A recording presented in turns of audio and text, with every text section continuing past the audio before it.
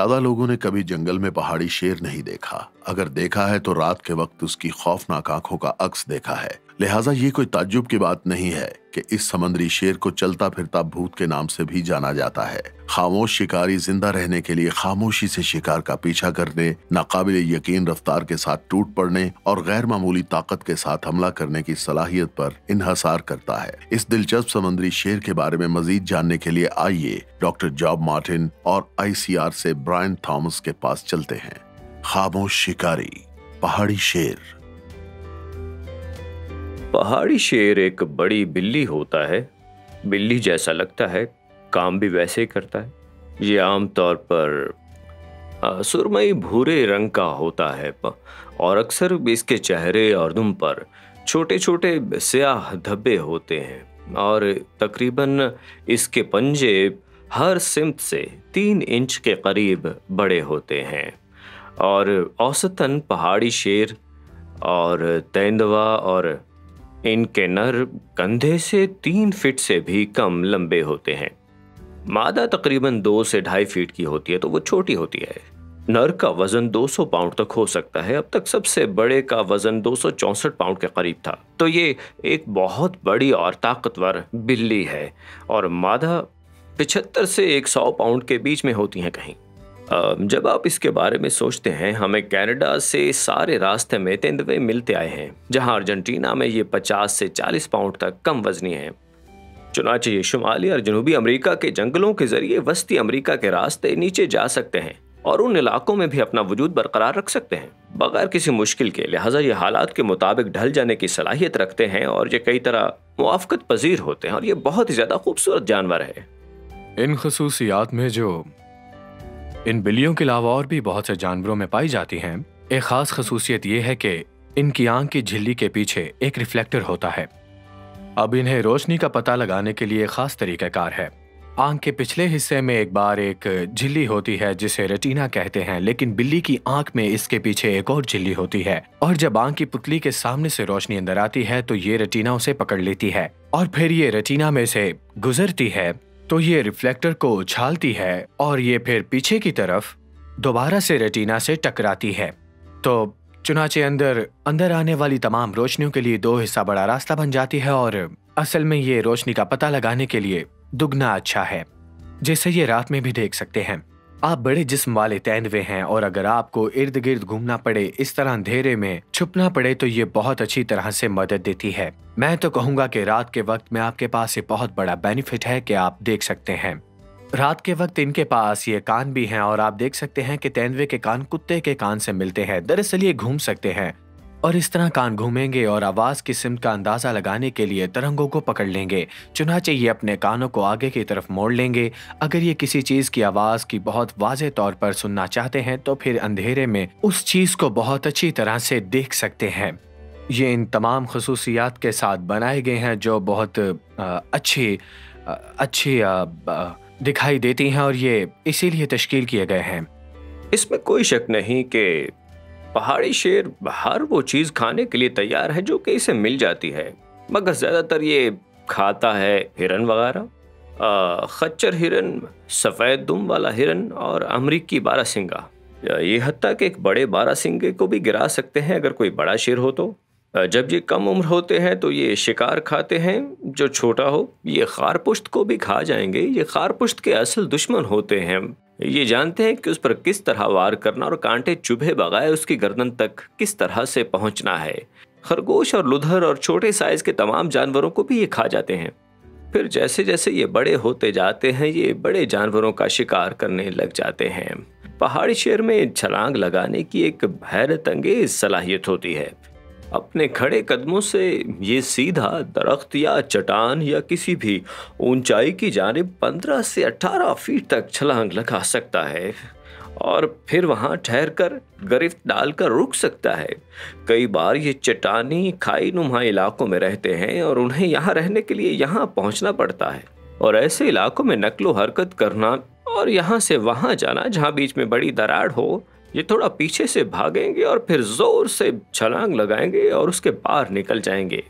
और ये छलांग बड़ी हो सकती है 30 फीट या 40, जिसका इन्हिसार उस चट्टान पर होती है जो कि पीछे है। क्या वो काफी मजबूत चट्टान है? ऐसा है तो 20 से 25 फीट ऊंची छलांग लगा देते हैं। और अगर वो डर्टी है यानी गर्द वाली, तो बहरहाल यहाँ बताता चलूं कि ये अपने पंजों को सिर्फ तभी इस्तेमाल करते हैं जब कोई खुसूसी छलांग लगानी हो, वरना इसके अलावा ये पंजे ऊपर की तरफ यूं मुड़े हुए रहते हैं ताकि इनके नाखून काफी तेज रहें, जो कि बहुत जरूरी हैं जबकि वे अपने शिकार को पकड़ें। तो हमारे खालिक ने इनके पंजे इस तरह से बनाए हैं जो कि अंदर की जानिब ऊपर को मुड़ जाते हैं और ये हर वक्त गर्दो गुबार या गंध में नहीं होते ताकि वो खराब ना हो सके। तो जी हाँ, वो एक बहुत बड़ी खाई के ऊपर से भी छलांग लगा सकते हैं बड़ी आसानी से, और उन्हें पता चल जाता है, वो ये जान लेते हैं कि मैं ये कर सकता हूँ।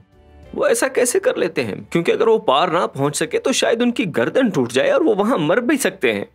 तो वो जानते हैं कि वो कितना दूर छलांग लगा सकते हैं। वो जानते हैं कि दूसरी तरफ की जमीन किस किस्म की है। वो जानते हैं कि वो दूसरी तरफ लैंड करने के काबिल हैं। तो वो किसी न किसी तरह इन चीजों का हल निकाल लेते हैं अपने दिमाग में, जो मेरे ख्याल में एक मोजज़ा है। मैं समझता हूँ कि खुदा ही इसकी वजाहत कर सकता है।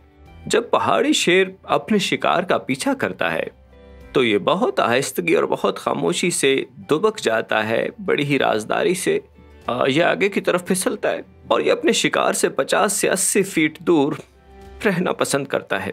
जब ये वहां पहुंच जाता है तो ये मुनासिब लम्हे का इंतजार करता है और फिर ये इसकी पिछली टांगें काफी मजबूत और लंबी होती हैं अगली टांगों की निस्बत। ऐसे लम्हे पर ये एक जोरदार छलांग लगाता है और कई मरतबा 2 छलांगे और अपने शिकार को दबोच लेता है। अब ये बहुत कम फासले तक 50 मील फी घंटा की रफ्तार से भाग सकता है। चीते को इसका करीबी रिश्तेदार समझा जाता है। बिलाशुबा चीता सबसे तेज रफ्तार जानवर है जो 70 से 75 मील फी घंटा की रफ्तार से भाग सकता है। बहरहाल तेंदुआ भी बहुत तेज लेकिन थोड़े फासले तक भाग सकता है, थोड़ी दूरी तक। एक छोटी दूरी तक ये एक कुत्ते को भी हरा सकता है। और अगर इससे ज्यादा दूर भागना पड़े और फर्ज किया कि कुत्ते इसका पीछा कर रहे हैं तो इसे किसी दरख्त या ऊंची जगह पर चढ़ना होगा, क्योंकि इसका दिल और फेफड़े लंबी फासले तक भागने को बर्दाश्त नहीं कर सकते। लेकिन सफर करने के लिए 10 मील फी घंटा की रफ्तार से तकरीबन पूरा दिन ही सफर कर सकते हैं। इसलिए क्योंकि इनका इलाका बहुत बड़ा होता है, जैसे कि एक नर का इलाका 50 से 150 मुरब्बा मील के फासले तक फैल सकता है। इसका इन्हिसार इस बात पर है कि वहां पर शिकार कैसा है और उसकी अपनी सेहत कैसी है। वो बहुत बड़े इलाके तक फैल सकते हैं, इस बात पर मुनहसर करते हुए कि जिस जगह पर वो है वहाँ शिकार मौजूद है या नहीं। वो आगे बढ़ते ही जाएंगे। पहाड़ी शेर अपने खड़े पैरों से किसी भी जगह 25 से 50 फुट लंबी छलांग लगा सकता है। ये अमूदी चट्टान पर भी छलांग लगा सकता है और इसे ज़मीन से तकरीबन 65 फुट की बुलंदी तक फलांगना पसंद होता है। ये ऐसा कर सकता है और जब ये नीचे लैंड करता है तो अक्सर ये ज़मीन पर गिरता है और कई दफ़ा ये भागते हुए ऐसा करता है। हम कहते हैं अगर ये यहाँ ऊपर है और नीचे कोई बारहसिंगा है, कई बार ये उस बारहसिंगे पर उसके ऊपर छलांग लगा देता है। पर इसे खुसूसी तौर पर ऐसा करना पसंद नहीं, क्योंकि अगर बारहसिंगा अपनी जगह को बदलता है, इधर उधर होता है, तो ये उसको मिस कर देगा। इसलिए ये पसंद करता है कि शिकार के पीछे आए और जब ये 65 फीट ऊपर से आकर टकराता है तो ये भाग रहा होता है।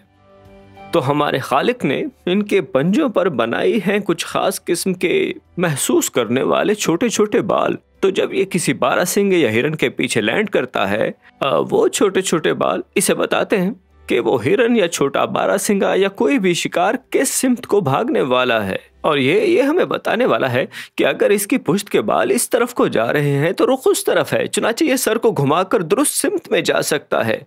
अगरचे ये बाल को नहीं देख सकता कि कहाँ यकीनन इर्द गिर्द मार पीट हो रही है, जानवर छलांग लगाने में मुख्तलिफ हरकत करने की कोशिश कर रहा है, लेकिन जब ये उसको पकड़ लेता है, अब सर उस तरफ है क्योंकि छोटे बालों ने बताया है, तो ये उस तरफ जाता है और शिकार को ज्यादा जल्दी मार डालता है। लिहाजा ये महज एक और छोटी सी खूबी है खालिक की जो उसने पैदा की है इस जानवर के अंदर, ताकि ये अंधेरे में भी शिकार कर सके। और आमतौर पर ये अंधेरे में ही शिकार करते हैं, कभी शाम के वक्त, कभी फजर के वक्त, लेकिन अंधेरे में। और जिसका मतलब है बाय द वे, अगर आप रात के वक्त जंगल में हो और आप जानते हो कि यहाँ पर तेंदुए हैं, तो बेहतर होगा कि जंगल के उस इलाके में खुसूसन रात के वक्त कभी ना जाया जाए। बिल्ली की रीढ़ की हड्डियां जिस तरीके से आपस में गठी हुई हैं वो इंसानों से मुख्तलिफ हैं। हमारी रीढ़ की हड्डी में बहुत ही नाजुक रगें होती हैं जो मोहरों को आपस में कस के जोड़े रखती हैं, जबकि बिल्ली की रीढ़ की हड्डियों को जोड़ने के लिए मजबूत पट्टे मौजूद होते हैं, जिसका मतलब है कि वो किसी भी समत में मुड़ सकती हैं। और कभी कभी ये बहुत फुर्तीली होती हैं, जैसा कि आपके पास पालतू बिल्लियां मौजूद हैं और आप उन्हें उठा लेते हैं और वो किसी भी समत में मुड़ सकती हैं। इनकी बनावट ऐसी है, ये पूरी की पूरी मुड़ जाएं और ये भी मुमकिन है कि इनकी पिछली टांगें अभी भी उसी समत में जा रही हों और ये इस तरह मुड़ता और टकराता और सारे बदन को घुमा सकता है। और शिकार को पकड़ने में सबसे ज्यादा और उसे दबोचने में इसकी यही खूबी इसके काम आती है, क्योंकि शिकार के पास किसी भी समत में भागने का मौका नहीं, क्योंकि ये किसी भी समत को मुड़ सकता है और ऐसा मुश्किल है कि तेजी से इस समत को अचानक मुड़ा जाए, क्योंकि रीढ़ की हड्डी की बनावट ऐसी है। तो ये बहुत ही एक खास खूबी है जो हमारे खालिक ने इन बिल्लियों में डाली है। ये तेंदुआ अफ्रीकी बब्बर शेर की तरह से दहाड़ नहीं सकता है। इसके पट्टे यूं आवाज के बॉक्स और हवा की नाली में जुबान के नीचे की हड्डी के साथ जुड़े होते हैं, जिसे बायोलॉजिकली हायोड बोन कहा जाता है। लेकिन ये गुर्राता है। अब ये गुर्रा सकता है या ये सीटी बजा सकता है और उनकी आवाज़ों से आपको पता चलता है कि क्या हो रहा है उनके साथ।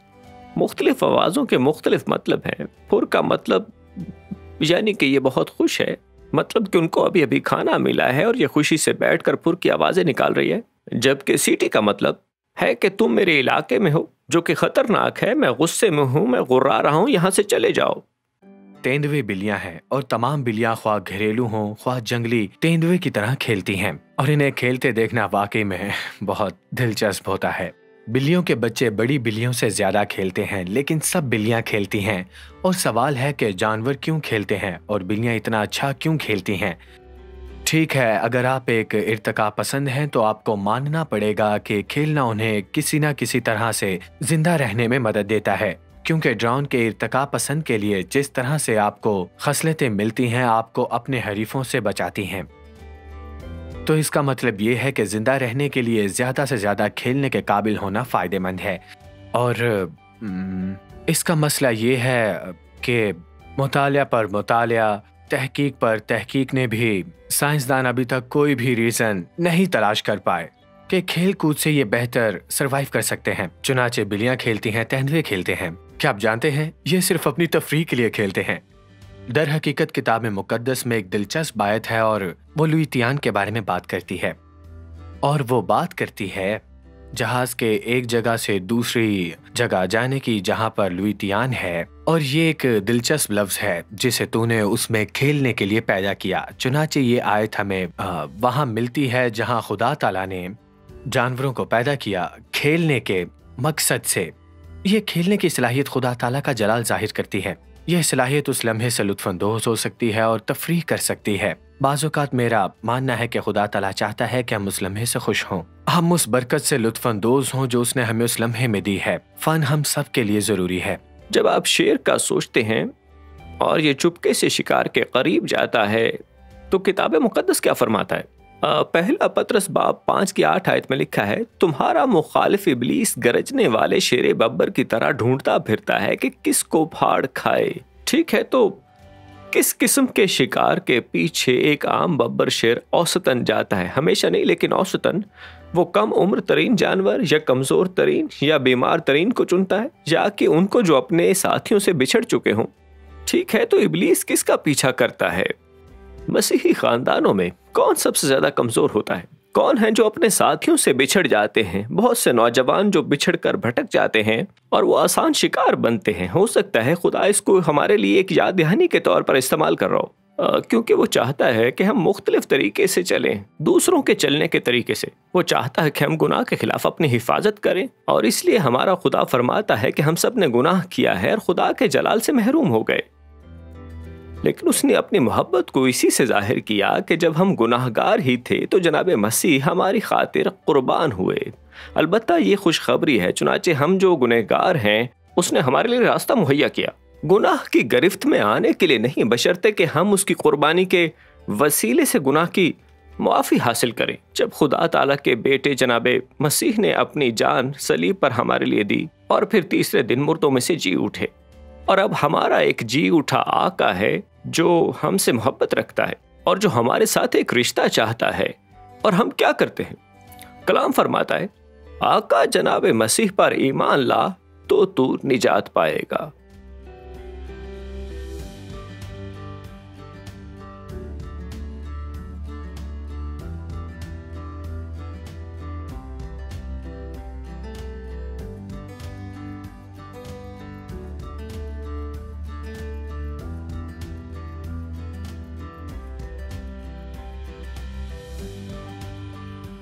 किताब मुकद्दस बार बार फरमाती है कि मखलूक कायनात के हर कोने से पुकार रही है कि खुदा ताला ही हर उस चीज का बनाने वाला खालिक है जो हमें नजर आती हैं या नहीं आती, जिसमें जंगली जानवरों की बादशाही शामिल है जो खुदा ताला के मौजज़ाना मखलूकात हैं, क्योंकि उसी में सब चीजें पैदा की गईं, आसमान की हों या जमीन की, देखी हों या अनदेखी, तख्त हो या रियासतें या हुकूमतें या इख्तियारात, सब चीजें उसी के वसीले और उसी के वास्ते पैदा हुई हैं।